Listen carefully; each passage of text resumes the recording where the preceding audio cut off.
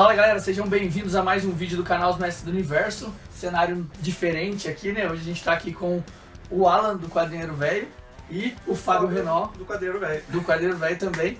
A gente veio aqui hoje para estar conversando com vocês sobre 20 HQs que você precisa ler antes de morrer. A gente tá falando sobre isso porque a gente tentou aqui conversar e achar algumas curiosidades, 20 curiosidades sobre a gente não conseguiu, 50 curiosidades, não, a gente não tem uma vida tão interessante assim, então a gente preferiu indicar para vocês HQs fantásticas para vocês lerem. Lá no canal do Alan já tem um vídeo com 10 HQs e aqui eu vou falar sobre outras 10, não é continuação, você pode assistir aqui e assistir lá, se você já assistiu lá, ordem. Assista aqui, não tem ordem de melhor para pior, são 20 HQs para você ler antes de você morrer. Pessoas, então a primeira dica desse vídeo seria o quadrinho do Akira. Na realidade o Akira ficou muito mais famoso pelo anime. Muito mais. E foi o primeiro anime moderno a fazer sucesso já no final dos anos 80. Foi. E inclusive foi meio que o desenho que introduziu a animação japonesa nos Estados Unidos. Foi o Akira.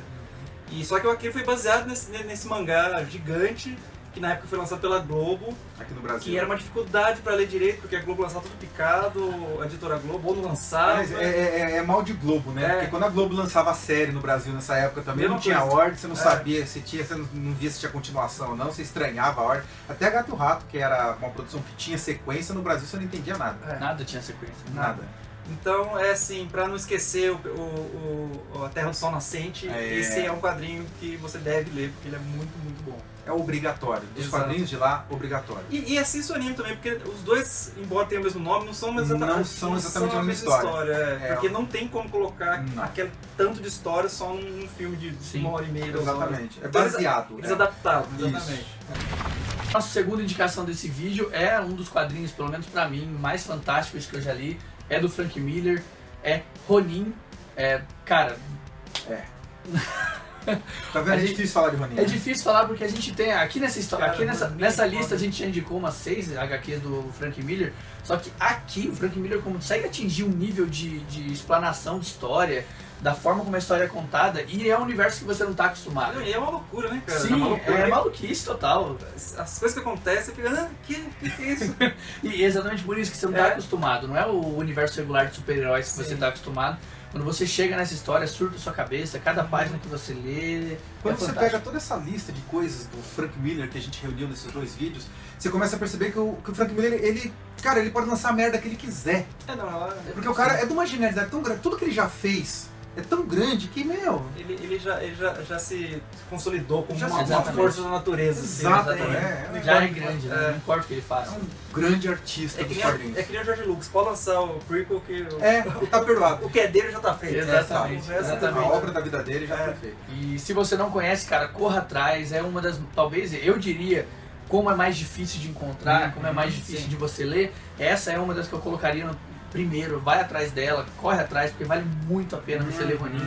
Dessas 20, talvez eu destacaria essa entre as 3 ali que você precisa ler. Inclusive, eu não sei como que não foi feito um filme ainda. É verdade. Porque o roteiro é extremamente filmável, assim. Exatamente. É uma história de ficção. Exatamente. Sim. É fantástico. Eu não sei, eu fico imaginando com quem que tá esses direitos que não foi feito até agora. Sim. É verdade. Porque até o Watchmen foi filmado, como que o Ronin não... Exato.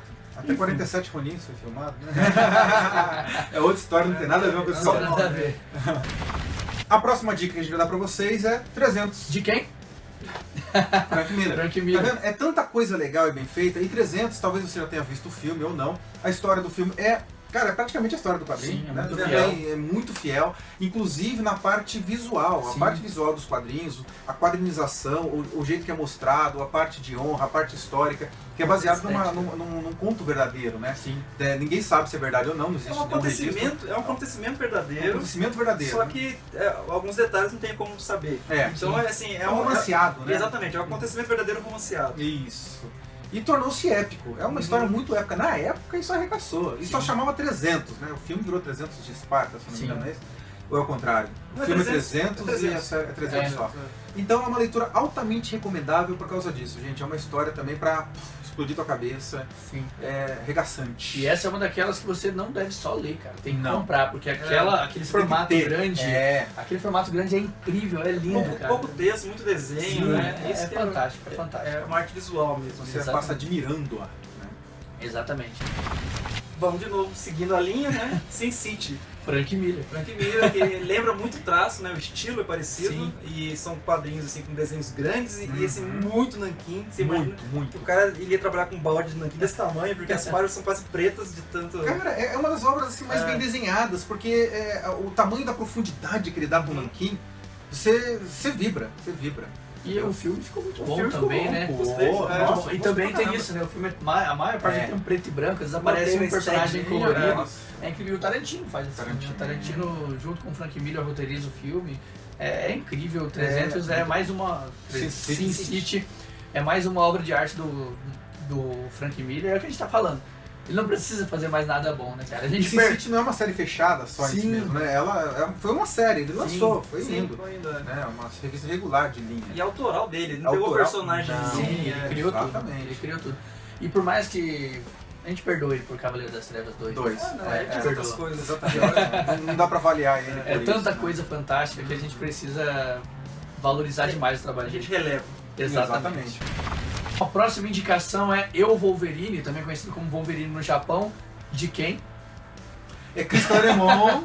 É É o verdade. Chris Claremont escrevendo, Eu achei que era mas o Frank Miller desenhando. Exatamente, é o Frank Miller o próprio desenhando. Wolverine. E é fantástico. É lindo, porque foi uma das primeiras vezes que o Wolverine foi desenhado, com as garras dele desenhadas como lâminas de espada, porque ele enfrenta samurais, ninjas e coisa e tal. Então, assim também, foi a história que fez eu gostar de Wolverine.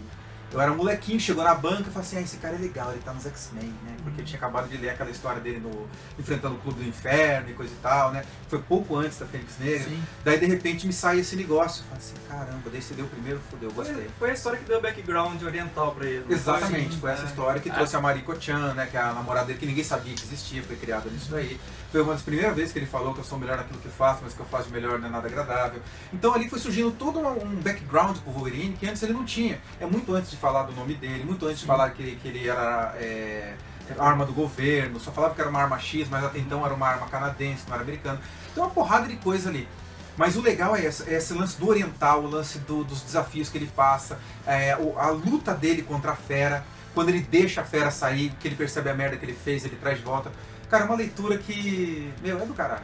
E que muita coisa virou canon depois. Muita coisa virou canon, porque era uma história paralela e escrita pelo próprio autor que escreveu os X-Men na época, que era o próprio Claremont, uma obra-prima também. A gente até comentava, né, quando a gente viu o trailer de Wolverine, aquele Wolverine Imortal. Eu vi o trailer e falei, caramba, não acredito que eles vão fazer isso, é do mas filme, é uma bosta. O drama daquele filme, que além de ter ficado ruim, eles misturaram um pouco do Wolverine com a segunda parte. Sim. Que é quando ele volta, ele casa e tal. E foi ali nesse destempero, porque a segunda parte é ruim. É. A segunda parte é ruim. É quando ele volta pra lá, quando ela morre, né, e coisa e tal, é ruim. Então, enfim, leia Eu, Wolverine, tem na coleção Salvati. Tem vários que tem na coleção Salvati. Essa faz parte da coleção Salvati, capa preta. Vale muito a pena. Bom, pessoal, e a próxima que a gente vai comentar com vocês é uma das sagas também que eu li quando criança. Aliás, uma das primeiras que eu li, eu era molequinho. Faz tempo, galera. Faz muito tempo. Que se chama Guerras Secretas. Lá fora saiu como Marvel Secret Wars. Tá. Né? Marvel Super Hero Secret Wars. Olha o tamanho do título. Aqui no Brasil saiu em 12 edições, no formatinho ainda, pela Abril e coisa e tal. Saiu uma por semana. E essa série ela é muito legal, por quê? Porque foi um dos primeiros bons e grandes crossovers do universo Marvel que reuniu todos os heróis principais da época. E vale uma coisa bem interessante. Essa série ela foi criada para ser... Nossa, tem um negocinho voando aqui, ó. Pelinho. Ela foi criada justamente para ser peça de marketing, para vender brinquedo. Então foi lançado nos Estados Unidos e aqui no Brasil ao mesmo tempo. Qual foi o grande problema disso? Nos Estados Unidos e para o Brasil tinha um gap de 4 anos. Então o que saía lá nos Estados Unidos levava 4 anos para sair aqui. Então quando eles publicaram aqui no Brasil, vários heróis estavam com visual diferente. Alguns tinham morrido e estavam ressuscitados já, e aqui no Brasil não tinha voltado ainda. A Tempestade tinha um visual clássico aqui no Brasil ainda, e lá ela já estava com aquele moicano. Tiveram que explicar uma porrada de coisas, então o Brasil adaptou muita coisa, mudou o quadrinho, redesenhou, principalmente na última edição, porque eles tinham que explicar como é que eles vão trazer de volta. O professor Xavier tá andando. E eles explicaram que isso foi uma correção do Beyonder. E na verdade não, naquela época, das quadrinhos nos Estados Unidos, ele estava andando por um motivo lá e tal. Então é muito recomendável, é uma história que foi feita para vender brinquedo, mas que no final foi uma história muito bem escrita e que é muito obrigatória. Leia. E que Leia. tem na coleção da Capa Preta também. Tem na Saiu coleção duas também. edições na Capa Preta. Exatamente. Né? Separado em duas, mas que vale muito a pena ler, então corre atrás. É classicíssima. Exatamente. E você vê um Dr. Destino como nunca se viu. Foi um dos primeiros contatos que eu tive com super-heróis Marvel. Né, tirando os desenhos animados, eu comecei a ler, de repente isso aqui, daí eu ganhei da minha mãe, porque vinha com álbum de figurinhas. As primeiras 4 edições você recortava, sabe? Então é momento nostalgia, galera. Vamos lá, o próximo seria o Marvels, Marvel. que é desenhado pelo Alex Ross. Na realidade, esse quadrinho chama muita atenção pela arte. É, Sim. Foi a primeira vez que alguém fez uma arte desenhada, pintada de maneira tão realista e tão bonita no quadrinho. lindo. Sabe? As roupas, elas não eram tão coladas, né? Não, mas Você vê que eles parecia andavam, real. você achava que era fotografado. Parecia real, assim, o traço é inacreditável e também você tem que ler a gráfica nova, que é grande, né? Sim. Então as páginas são enormes, assim. E uma coisa curiosa desse quadrinho é que ele mostra os heróis do ponto de vista da pessoa comum. Exatamente. Como que a pessoa comum via aqueles seres voando, aquelas lutas no meio da cidade. Isso na época nunca ninguém tinha feito. Não, Nunca ninguém focou no cidadão comum tendo que presenciar aquele tipo de coisa. na frente Exatamente. dele, né? Você só vê os heróis nos diálogos. Uhum. Né, o que ele estava passando, porque era um repórter, né? Sim. Era um fotógrafo do jornal. O cara comum, vendo aqueles caras, eu acho que tem uma cena que eu acho linda, maravilhosa, que ele tá ali na rua assim, e de repente o gigante passa em cima dele. É. Então ele fotografa o cara de baixo, Por assim, baixo, com a perna aberta, É. o Capitão América pulando por cima dele, o Homem-Aranha socando, né? A cabeça do Duende Verde. Então mostra bem no comecinho das histórias da Marvel, né? Que por isso que se chama Marvels, né? Porque as pessoas estavam maravilhadas com as maravilhas e tal. E as capas originais elas eram transparentes, Sim, para eu lembro. preservar a arte. Maravilhoso. Lindo. Próxima indicação da gente é a reformulação, vamos dizer assim, do Batman, que é Batman Ano 1, do Frank Miller, é de 86, né?